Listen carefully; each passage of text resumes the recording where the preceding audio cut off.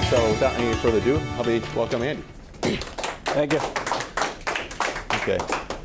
So probably the easiest way to start this off, Andy, is just talk about where you came from and how you got started in 426. Well, I started out at University of Wisconsin as a computer science grad. Right after that, got recruited out to DC to work for the Department of Defense. Did that for about 5 years, most of it overseas, actually. While we were overseas, that's when I started kind of getting involved in the big data movement, and actually got hooked up with another small company out there that was doing a lot of big data projects.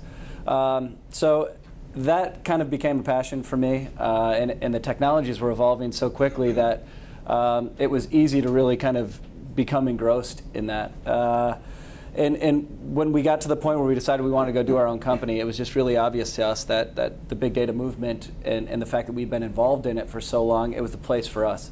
So my business partner and I, Dan Janes, got together and said, over a beer, I believe it was, which is where the name came from, we got together and said, okay, we want to create a company, a very focused niche company that only did one or two things. We're going to be the best at that one or two.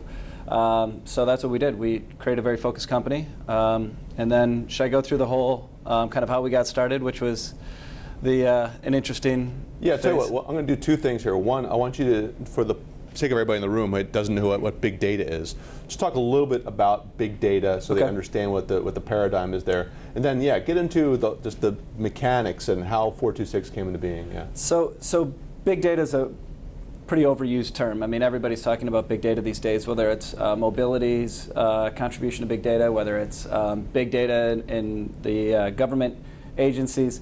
But to me, big data basically just means a kind of a connected world where data is being generated everywhere and data is being analyzed everywhere to create some sort of insight. So there's no one way to do big data. There's no one product that does big data. I think what's been interesting is some of the different technology movements that have come out. Kind of this. I've seen a big movement away from relational databases with respect to big data, and that's where Hadoop has come around. And you can't talk about big data without kind of that magical word from that Doug Cutting open source years ago. So I've just seen it's a whole new way to kind of look at data and how to analyze data and how to get insights out of data.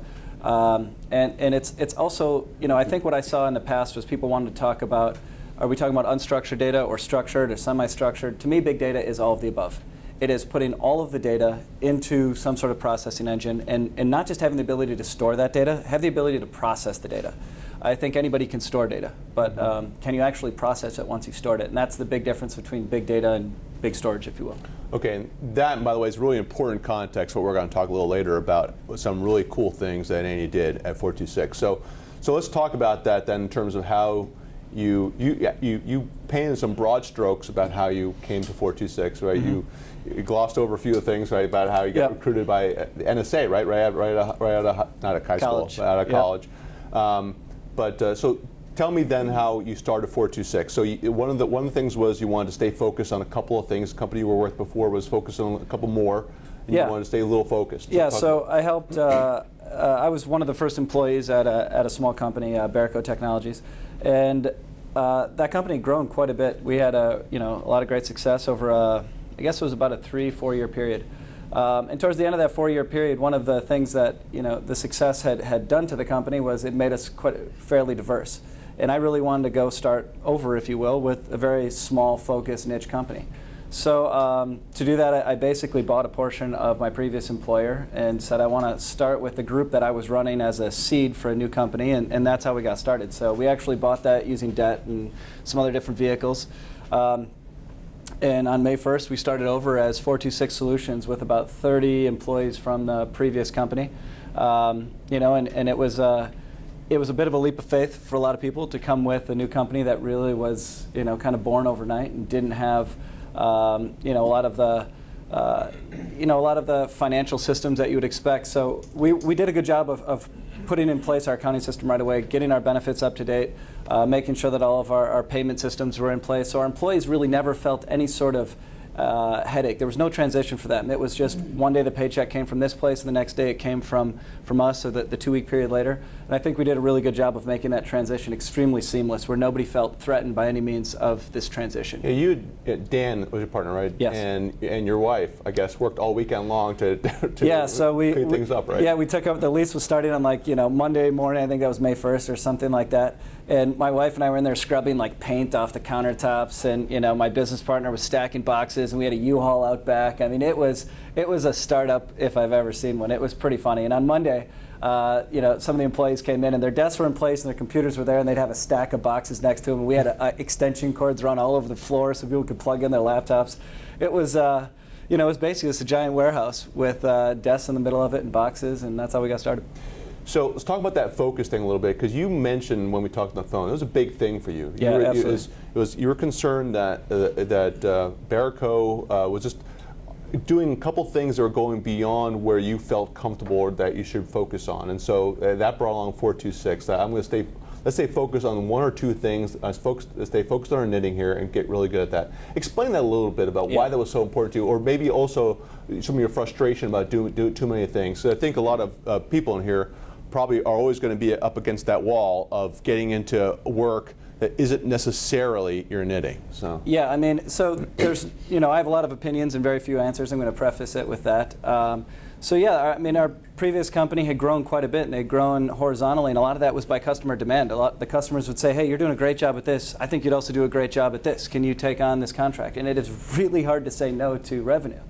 So one of the things that we just kind of learned was not all revenue is created equal, and you need to, as a small company, in my opinion, you need to stay very focused. And especially when you're looking at kind of how government acquisitions work, when a prime contract comes up, a lot of times what they do is there's a requirement matrix, and they say, okay, we have a requirement to do X, Y, and Z on the contract. Small business 1 can do this, small business 2 can do this, and it's really nice to be, if you're a focused company and everybody knows that you're good at just one or two things, they know exactly where to put you on that team. They know exactly where to put you on that requirements matrix. And that was just important for us. We said we don't, there's companies that can be good at everything, and they're the CSCs of the world and the Lockheed Martins and whatnot, but they have more revenue than we did, that's for sure. So they can create an organizational structure to be good at a lot of things. We were too small for that. We couldn't create an organizational structure. We couldn't hire enough people. We couldn't brand ourselves to be good at everything. So we actually kind of fired a lot of different pieces of revenue, if you will, and said, okay, we can't do that anymore. We're just not going to be able to focus. We can't do that. So we picked two focus areas, big data and custom application development. What we realized is that big data was only useful if it was tailored in a way that the users could actually get some insight out of it. So Google does a great job of this. Nobody cares about how complex the Google PageRank algorithm is. You just care that you can go to a simple web page, put in what you want, and get your results. And we kind of lived by that same mantra, is it can be extremely complex under the covers, but to the user, it better be extremely simple. So take us through that then. Okay, so day one, 426 started. Take us through your growth story then. So we started with about $8 million in revenue by buying a portion of a company, and we had some employees at that point, and we had some revenue coming in the door, which was really nice. But a lot of the revenue was actually short-term revenue, and we knew that was really scary, because short-term revenue with permanent employees, the last thing you ever want to do is lay anybody off, and so we knew that business development was going to be something that we had to tackle right away. So we basically focused on a couple of key areas where we had done a lot of work in the past. That was the defense and intelligence areas, and we knew that we needed a unique product to basically go to market with. So we were a services company, not a product company. So when I talk about product, I'm talking about kind of a unique way to provide our services to our customers. So one of the things that I think we did very unique is, well, first of all, we focused on a big data segment that was very difficult. Anybody that's put together some of these big data stacks, when you bring in Hadoop and Zookeeper, and the Ozone Widget Framework was just coming around at that time. When you start putting together all of these technologies, the stack is not plug and play. You can't just go install this stuff on a server and turn it on and have it work. It takes a lot of care and feeding. So the first thing we did is we went to an area of growth that is hard to do. If it was easy to do, everybody would do it. So let's pick a hard one. So we knew that there was going to be growth over here, and we knew it was going to be difficult, and that was kind of the whole premise of why we picked that technology area. The second thing was kind of back to this Google concept. If you can't make that difficult area of technology easy to the end consumer, it's not going to matter how great you did on the back end work. So that's when we started saying, okay, nobody in our industry has really hired a graphic artist and put a user interface focus onto what they're doing. So that's when we came around with this concept of interface-driven development. And I think that was really key to helping us understand what we were selling. So interface-driven development for us was a way of looking at any system we're building, starting with the external interfaces and working towards the inside. So what we would do is design all of those external interfaces first, whether they were graphical external interfaces for a user or a system-to-system interface with a web service. Regardless of what that external interface is, that's where we would start. We would work our way in towards the middle, and that way we kind of knew when we were done. We didn't over-engineer anything because all it needed to do was satisfy those external interfaces. Right. And that was the product, and our customers really really liked that. We also found some unique ways of kind of writing our code in a componentized manner, where if we were able to do a project, if we had two similar projects come up, and we built project A over here at some price point, we could build project B at half the price point as long as we could reuse a certain amount of code. So in all of our contracts, we had code reusability in there, and it was in the government's best interest to do that because we could get some economies of scale and cost savings every time we built a project. It basically gave us a warehouse of Legos that we could pull from and put together. So would you say, though, that your killer app, if you will, was that interface-focused development? Absolutely. I mean, there was a lot of people building big data frameworks and building big data databases, and I'm not going to compete with Cloudera. I'm not going to compete with the 10gens of the world and all these people making great big data NoSQL databases or just big SQL frameworks, or big data frameworks in general. So what was lacking was somebody that could put it all together and make it perfectly tailored to the use case and make it perfectly tailored to the user. Mm-hmm. So that was really what we did, is we didn't try to create any components to open source or sell. We tried to take what we thought were great technology components, put them together in a way that was perfect for the user and the use case. Something I want to hit on there really quick is, I've written about this several times myself before, is that any system usually fails at the interface.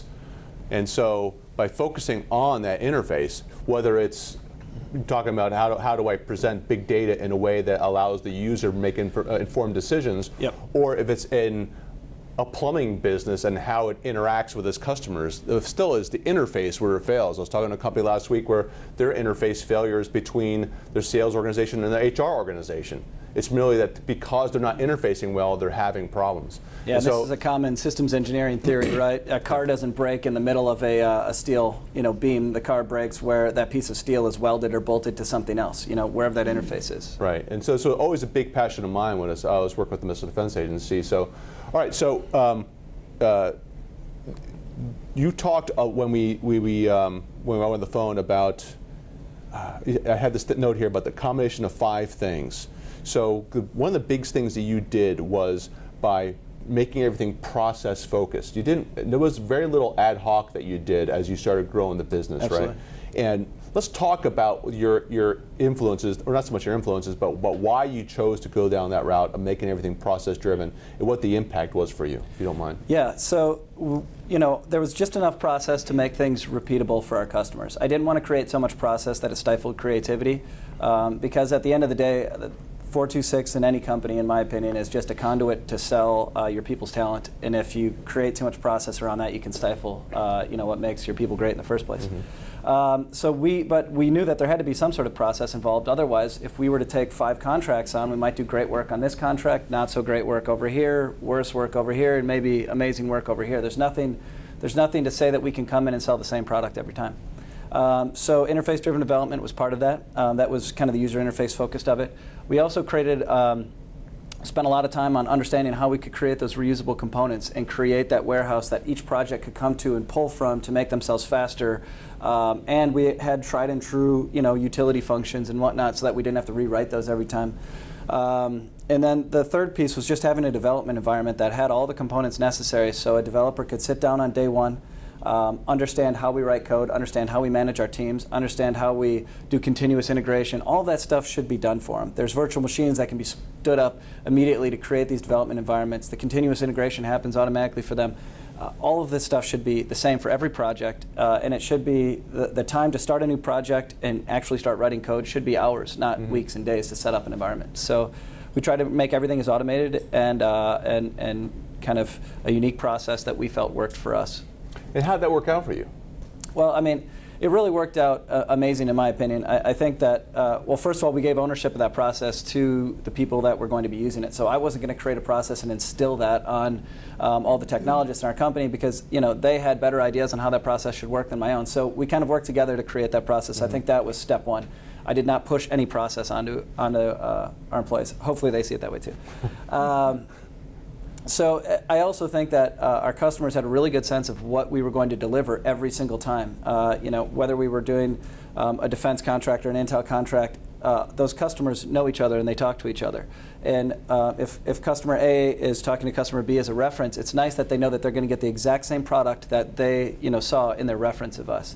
And with our prime contractors, who were we were a subcontractor in most cases.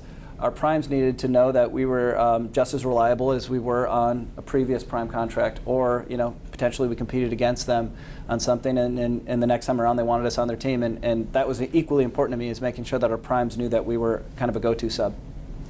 All right, so you had, I had written down here, the growth stage started here. It was after you came up with this. You talked about, I'm going to go back to this interface-driven development process. Yep. You had a combination of 5 things: product owner, the voice of the user, developer, a unique designer, a sysadmin, and a program manager. Did I say that all the right way? Yeah, I think that's right. Yep. Yeah.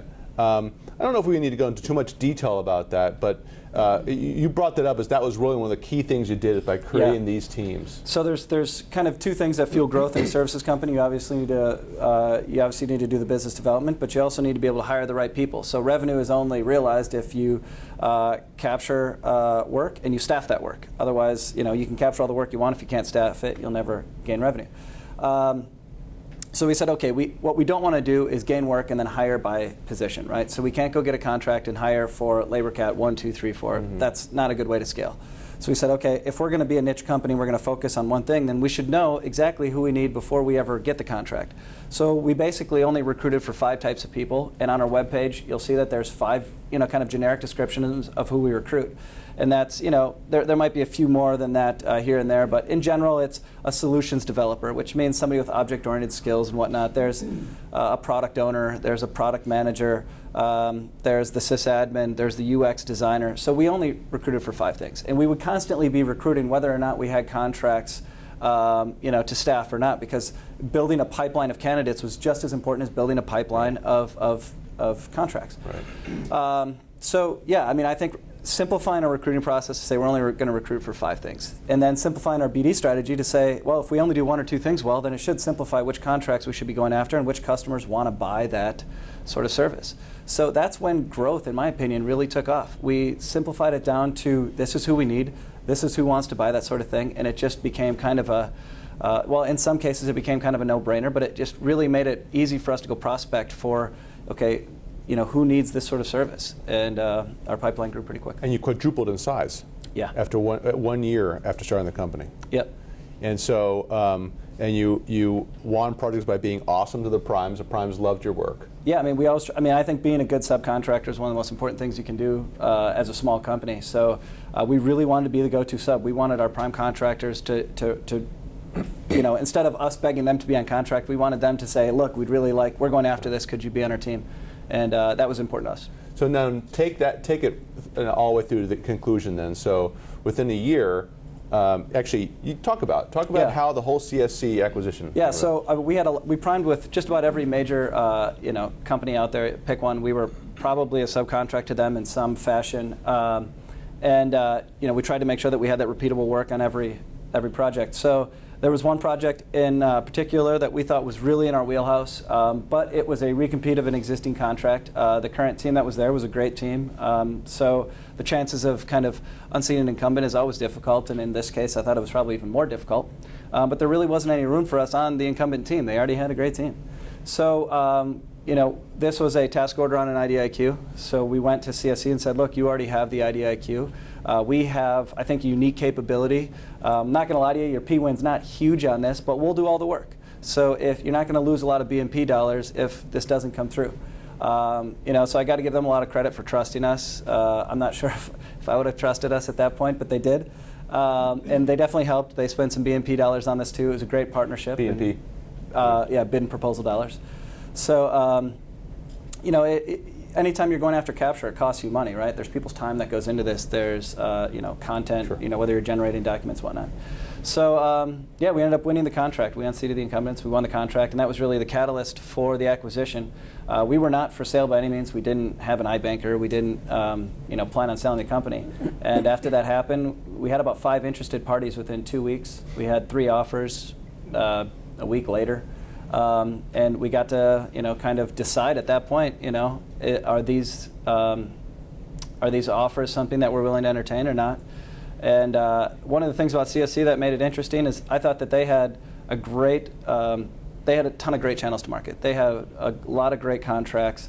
They had a lot of great customers, and what we had was a great capability, but we didn't have a lot of channels to market. We didn't have a single prime contract, actually. We were subcontractors everywhere. And that was one of the things that actually got us to sell the company. We looked at the future and said, okay, sequestration may be happening. 2 wars are kind of ending here, and we're a subcontractor. We don't have any prime contracts, and we've got this large integrator with tons of prime contractors interested in us, and we just proved that together we can go win some really big contracts. So maybe we could do a lot more of that if we were actually officially one company. Yeah. So why don't you talk a little more about that? Because when we talked on the phone, you mentioned that it might have been nicer to see how much further you could take the company and so forth, but it was particularly the issues you just mentioned that caused you to say, hey, maybe this is the time to sell. Yeah, there's some macroeconomic conditions that we looked at. There was also some internal things. The way we financed the company was done on debt. We knew that within the next 3 years we were going to have to restructure ourselves financially. We'd gone through incredible growth. We'd taken a lot of risk. Our families had taken a lot of risk too, and I wasn't sure how much more I wanted to put my family through with respect to that kind of risk. Obviously the risk worked out, but when we had a great partner that came to us and said they were interested in acquisition, and we'd already kind of proved that we worked well together, it just made sense. So there was macroeconomic conditions, there was internal conditions to the company that said we're going to have to do something within the next 3 years anyways. This is a lot sooner than we planned on. Mm-hmm. That doesn't make it bad. It's just sooner. So how did you decide to pull the not pull the plug, but pull the trigger on this and actually do it? Well, we kind of eased our way into it a little bit. We were willing to back out of the acquisition, to be honest. So we said, okay, let's entertain one of these. We know that there's going to be a due diligence process, so let's determine which offer we think makes the most sense for us and for the acquirer. What we were actually really concerned about is we wanted to make sure that whatever happened, that the acquirer received the value that they anticipated, as well as 426 receiving the value. Mm-hmm. So the last thing I ever wanted to do was to sell a company and have it disintegrate overnight, right, and then be seen as that guy that sold the company. That was a failure. So we did look at the offers and say, who do we have the best chance of success with going forward? And then once we kind of saw CSC as that best chance of success given our previous successes. But we were honest with ourselves and said, look, we're not going to get an iBank. We're not going to do a lot of these things because we have no problem if we're doing due diligence and it just looks like there's some sort of issue where it's just not going to happen. Let's just pull out and get back to work.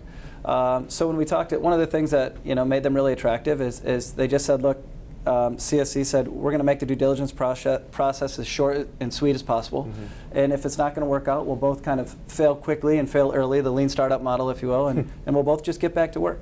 And that was really attractive to me. They were very open about it, and I just thought that worked out well for us too. And if it was a 6-month due diligence process, that means that's 6 months I'm not working, and I couldn't risk that. So how long a process was it from interest to close? 28 days. Wow. It moved pretty quick. Yeah, no, it happened pretty fast. It might have been I think the due diligence process was 28 days. It might have been a total of 35, 40 at the most. So they were also very interested in getting this done quickly. Yeah, I think so. I'm sure they had their own motivations. I don't want to speak for what those were, but I think part of it is, one thing I learned is that the certainty of an acquisition, whether or not it closes or not, is largely due on how long it takes. A 6-month acquisition has a lot less chance of actually closing than a 20-day acquisition. So right. I'm guessing they saw it that way too, but they could have had other, whether it was an earnings call or whatnot, they could have had other reasons for wanting it to be faster. So let's talk a little bit about the things you did well in that process and things that you didn't do so well in that process. Yeah, it's a question I didn't ask you when we talked on the phone, so just riff on that a little bit. In the acquisition process or just in the company? The acquisition process. So things that we did well. Well, I'll start with things we didn't do well. There's a good list of that. So, we had never, we didn't have an iBanker. We'd never sold a company before. So we'd kind of put together a packet that we could present to CSC on our capabilities and, our revenue and all of that. And I'm guessing that CSC probably looked at that and said, "Oh, this is so cute that these guys went to Kinko's beforehand and printed this out." So, in retrospect, it may not have been the most professional setup. We tried our best, but I have to laugh at it now.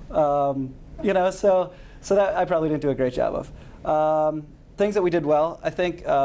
So actually, when I was getting my MBA, I had a professor that said, every day you walk into work, you should know what your value is. So he said, don't grow your company based off of revenue. Don't grow your company based off of profit. Grow your company based off of revenue, because you can't based off of value. You can't game value. You can game revenue. You can drop your margins to zero and probably get a bunch of revenue, and you can game profit. You can cut your expenses and be profitable for a quarter, and then you're probably in trouble after that.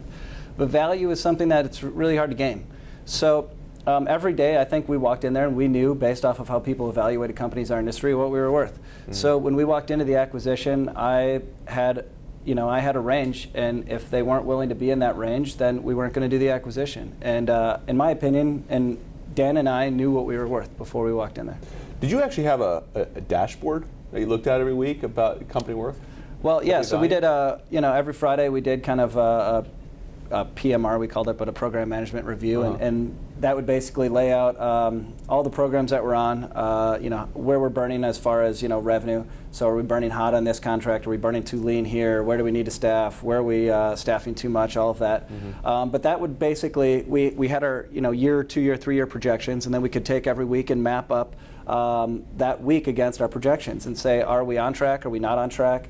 We ran the company by the numbers, absolutely. Finances were a huge part of what we did, and we did that just because I think it's it's a responsible thing to do as a business owner. So yeah, we absolutely looked at it on a weekly basis. Every month, we would go back and say, did we meet our projections? Our projections looked at it from a monthly basis, and they were 12 to 24 months out. So every month we would look at it compared to what our projection was. So yeah, we absolutely looked at it, and margins were incredibly important to us. We knew that people bought companies in this industry based off of a multiple of EBITDA. Mm-hmm. So we said, okay, we've got to have good margins. Running a ton of revenue at a 2% margin isn't going to help us. So we looked at that constantly. We were a bit obsessed by it. So let's broaden the conversation then in terms of what else. So going back over the entire, was it 14 months, guys? 16 months. 16 months. Yeah. All right. So 16 months you've been in business. What did you do well, and what would you do differently? Well, I think starting out with what we did well, we did a good job of focusing the company, and we did a really good job, I think, of creating what I call our farm league system, and that was our way of hiring great employees and training those great employees. Anybody that's tried to hire a great Java developer in this area realizes that it's a scarce resource. So, especially the clearances, right? Well, yeah. So, and that was one of the things we tried to do as well, is have a good mix of cleared versus uncleared projects. And that way, if we had projects that didn't require clearances with different agencies, we could bring on great uncleared talent and then get a clearance over the course of a year or a year and a half, whatnot. We didn't have to hire based on clearance. So that was something I was really, really adamant about, was that the talent pool is already shallow enough. If we throw clearance on top of it, we've just cut out half the talent pool. Right. So let's hire based on talent, not on clearance, and then we'll worry about the clearances after we have about a year of runway with these people, as long as we balance our projects out and have uncleared and cleared projects. Mm-hmm. So I thought that was something we did really well, was having a balance of projects, this farm league system, and because we had a very narrow kind of skill set we were looking for in our workforce, it allowed us to kind of keep this simple and make it work. I mean, if we were trying to hire for 20 different types of people and fit in this model, I think it would have gotten too complicated. Yeah. So what did we not do well? I mean, there were times, I made plenty of mistakes when it came to hiring. I think, there's one that sticks out in my mind. In general, the hiring decisions were pushed to the individual teams. I did not sit there and say, okay, you're hired, you're hired, you're hired. The teams took responsibility for who was hired to work on that team. But there were cases where I had to make some hiring decisions. And there was one in particular where, I screwed up, and instead of just recognizing the mistake and dealing with it, I let it play out for maybe 6 months thinking it'll fix itself, and it never did. And I wasted a bunch of money and I wasted somebody's time, and I regret that. But it was a learning lesson. I think there was no hard feelings on either side of the table. We ended up parting ways, and I think it was the right thing for everybody. But sometimes it's hard to you get emotionally tied to your decisions, and sometimes it's hard to correct them. I've never heard anybody say, I got rid of that person too quickly. Yeah. I've never heard anybody say that. Yeah, I mean, I think we were, one of the things that we knew was that having any sort of dead weight on one of these teams is going to ruin the morale of that team, and it's actually going to make that team less productive. So in a lot of ways, the team would kind of hire and fire, and they would come to me and say, hey, I think we need to look at this person's performance. It's not up to par with the rest of the team. And based off of the management system we had, you could see how many tickets they were closing based off of their work. I could see how much code they checked in. I could see all this stuff just from a daily dashboard. So we had kind of a self-governing body, I think. I was not sitting up there, hiring and firing. That the team really regulated themselves. So how could you have handled that differently? Well, I think honestly, just based upon the fact what you mentioned, right? There's emotions tied to this and so forth. How could you have done that differently? Yeah, I mean, two things. One, maybe I shouldn't have been the hiring authority for that position. I may not have been close enough to the customer at that time to know that I was hiring the right person or not. I also kind of glossed over some details that were going to be an issue down the road, and I said, oh, we'll be able to figure those out. We'll be able to figure those out. It was actually around a clearance. And we didn't figure them out. So 4 months later, I'm still sitting there with the same issue I had at the hiring time, and I probably should have given more attention to that. That issue was there in the first place, but I ignored it because I wanted to make this hire. And I think there was also there's a cultural fit that you have to think about. And we had a very diverse workforce when it came to different personalities. And I think the more personalities you have in a group, the better everybody's better off everybody is. But in this case, I'm not really sure that there was.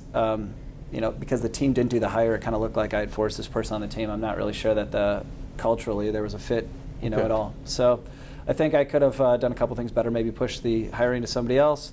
And then that way I've got a more objective opinion on, if I do have to let somebody go, it wasn't my decision to hire them in the first place, so I'm not as emotionally tied to it. Okay, good. Anything else in terms of that period of time, mistakes or? Yeah, I mean, we should have focused a lot more on prime vehicles. We focused on technical competency, and I think that was great that we needed to do that, but it's kind of like when somebody says, hey, did you focus on the short term or the long term? I mean, the answer is yes. Yeah. We should have done both. So I should have given more priority to going after those prime vehicles. How'd that hurt you, not going after the primes? I mean, you sold the company, right? But is it? Yeah. Well, I mean, I think it would have hurt us more in the long run because we hadn't acquired those contracts. We had a pretty sizable workforce by the time we were acquired. And part of the reason we accepted the acquisition was because we knew that our future was going to be more difficult without those contracts. So we actually shortened the runway for ourselves because of our lack of prime vehicles. But that being said, the deal cycle in this industry is 18 months. When you're only in business for 16 months, it's hard to really get a lot of prime vehicles. So, I second guess myself here and there, but I can't say we did that wrong. I just think we should have had more of a priority on it. Okay. All right. Well, actually, I'll tell you what. No, how about we open up for Q&A, and then I'll ask you to close up at the end with some final thoughts. Okay. Okay. So, how about some questions? Yes, sir. What kind of multiple did you get? I can't really share. It was a good multiple, I'll put it that way. There's certain financial things I can't share on the acquisition, so unfortunately I can't tell you that. Yeah, I tried to get all that stuff from him. He wouldn't share. So what was the total revenue? Can you share that? I can't share that either. We were about 85 people. We were quickly approaching the small business ceiling for the industry, but we weren't there yet. So I can't really give specifics on the revenue or the multiples. I'm sorry, I wish I could. Yes, sir. You mentioned CSC has also commercial business line. Yeah. Have you seen the company try to extend your team's offerings in the commercial side? Yeah, that's a really good point. So personally, that was one of the things that drew me to CSC was because 2/3 of the work comes from the commercial industry. And although I love government work, I mean, I think we can all agree that a lot of great innovation comes out of the commercial side and enters government. And I think in the big data community, actually, it was one of the rarities where a lot of innovation had actually started in the government and is actually making its way to the commercial side. But in this case, the government's actually outpaced a lot of commercial entities with respect to big data. So yeah, 426 I think does have a lot of applicability to the commercial world. But when you take a small company and you look at CSC with 98,000 employees or 96,000 or something like that right now and 16 billion in revenue, and we're this tiny company down here, how do you take something like 426 and scale it across a company that big? So that's a big challenge for us right now. I want to scale what we do to the commercial sector and the civil agencies within the public sector, but I want to break what made 426 great in the first place. If I quickly scatter it out, I could just get this small company lost in a giant, company, and I don't want to do that. So we're trying to be strategic about it and make sure that we don't just say go and then run and try to grab as much revenue as we can. We're really trying to be smart about how do we take a capability and incubate that and then move it over to the commercial side or the civil agency side. And I think we're making a lot of good progress there, but it'll take a little time. Yeah, Chris. So my question is that obviously I know you're still with 426, but based on the acquisition, is there a certain period of time and then you're stepping out into something else? And if that's the case, what is your next vision? Yeah, so I mean, I don't really have a lot of plans right now as far as what the future holds. I'm actually enjoying my time quite a bit at CSC. There is, like I said, I mean, 2/3 of the work was in the commercial industry, and I've never done that before. So it was really interesting for me to say, okay, how do things work in the commercial industry? Because government acquisition process is very specific. It's very unique, and I wasn't sure if my skills would transition that well.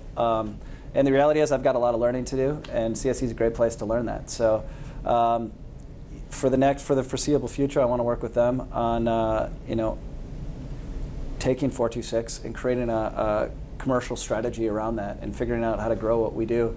And I would love to see what we do become a $1 billion offering in a $16 billion company. I think that would be amazing. And for my own resume, I need I need some corporate experience under my belt. It's a totally different scenario between building, a small entrepreneurial business over here and making an impact in a Fortune 200 company. Sure. So, I'm excited to learn it. Yeah, Joel. Can you June. address the cultural change that you experienced on your employees when Yeah. you went into the big company? So So there's two things that I think are important. One was, we were talking at break, and I know that you and I had a different background with our partnership. So I had a business partner, Dan Janes, and we were 50-50 employees. And we ran this company like a marriage. And if we couldn't agree on things, we had to work it out. That's just the way it was. So when we went into the acquisition, there was actually some arguing a little bit on, we've got this company over here or this company over here. They're both giving us offers. Which way do we go? And it was tough to come to a consensus at first in the culture, but we did. We had to come to a consensus. We had equal votes, and we were the only two votes, and we had to agree. So we finally came to an agreement, and the biggest issue for us was, God, the culture is so much different here. 426 was this little Silicon Valley type of company over here in Columbia, Maryland, with an office in Tucson, Arizona, and a small office in the heart of DC and 14th in Florida, I think it was. And we're trying to be this edgy, agile company, and we had kind of a weird name, 426, and we had weird T-shirts, and so. But we said, how is this going to work? When we get acquired by CSE, and I'll put it this way: it is something. It's like being on a diet. It's something we have to look at every day and be cognizant about every day. And we can't think that we've solved the cultural issue and walk away and go work on something else. Every day we have to realize that this is an issue and we have to work at it. One of the main reasons I talked about before that the acquisition made a lot of sense was just the economics. They had tons of great channels to market. We had great capability. The two together, has proven to be successful. Since the acquisition, we'll triple in size by the end of this year, and we wouldn't have done that without this acquisition. We didn't have the channels to market.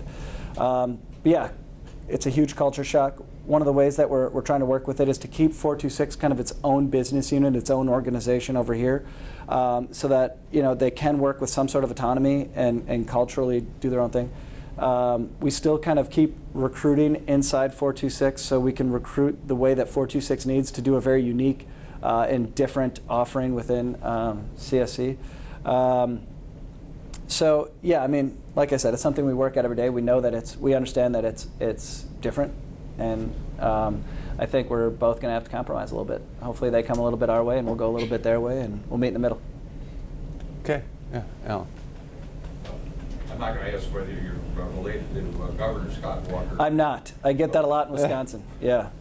But seriously, what do you see as the future of big data in terms of the amounts of data being accumulated monthly, quarterly, annual basis, and potential uses either in government or in the private sector that could help improve our lives and lead to great business opportunities? Yeah. So, although big data has become, I think, a term in every household and every workplace and whatnot, I still think we're at the beginning of it. This is going to be a 10-year evolution that I think is going to change the way we do any sort of data-driven process. As far as the volumes of data, there's been tons of studies. I'm not saying anything original here. I'm just kind of regurgitating. But everybody talks about data doubling every 6 months and things like that. What's the half-life of this? So yeah, I mean, the reality is the amount of data that is going to be generated is going to be massive. And there's going to have to be a ton of technological shifts to deal with that. So some of those shifts are going to be, I think there's going to be more of a focus put on real-time analysis. Batch analysis is big, but I think at some point you're going to generate so much data that even running a batch process on all of it's going to become more difficult. So I think the idea of taking a good guess at the beginning, and this is kind of how neural networks work, but you kind of take a guess at the beginning and let the data train you over time.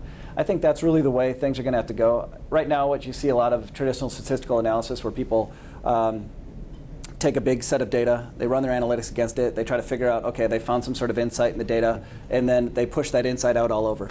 I think that's going to be harder and harder to do, and I think what you're going to see is people that are going to create some sort of hypothesis, test that hypothesis. They think when they've gotten close, they'll start running that in production and let the data train that hypothesis over time. I think that mobile is going to completely change the way big data works. Obviously, there's a lot of data being collected on your mobile device, whether you, by your carrier, and the carrier makes determinations on, how they structure their network and what services to push out and all of that. I think what you're going to see is mobile changing big data, and with respect to, I think mobile is going to be free eventually. The data that you create on your phone is going to be what pays for the product. And I think this gets into the whole commoditization of data. Data will be a commodity that you own and you're going to be able to sell and receive some sort of benefit for. And I think the nice thing about that is you're going to be less concerned about how are people using my data in a secret way to create some sort of marketing insight, because you're going to be in control of your data. You're going to be able to commoditize it and sell it to whoever you want. You're going to receive a benefit for that. So whether that benefit is free cell phone service or you've seen some things on TV where people are getting different coupons and whatnot on TV for watching certain things. So I think that's going to be the next major change from a consumer standpoint, is the commoditization of data, and mobile's going to really make that happen. Another question? Uh-oh, it petered out. So why don't we wrap up with some big, got another question there? No. Okay. Why don't we just wrap it up then with a couple of the takeaways you really want to make sure everybody in the room leaves from your experience here? Well, from my experience, so I would say keep it simple. Make sure that your business model is simple enough that it can actually be executed. I think the more complex you make your business model, the harder it is to execute. So when it came to our recruiting process, we had a really simple kind of recruiting process. These are the type of people we want. When it came to our BD, it's the type of contracts that we're applicable for. And we had no problem telling our customer, hey, look, that's not in our wheelhouse. There's better companies for you. And we had a Rolodex of companies that we worked with and said, you should talk to these guys. They're better than us at what you're trying to do. And there should be no shame in saying no to that kind of revenue. Your customer's better off, and I think you're better off. And then I think the most important thing is know what your value is every day. Sure. And you never know when, in my opinion, great companies get bought, they don't get sold. You never know when somebody's going to want to buy you, and you should know what you're worth. Okay. Thanks, Andy. Appreciate it. Yeah, thank you.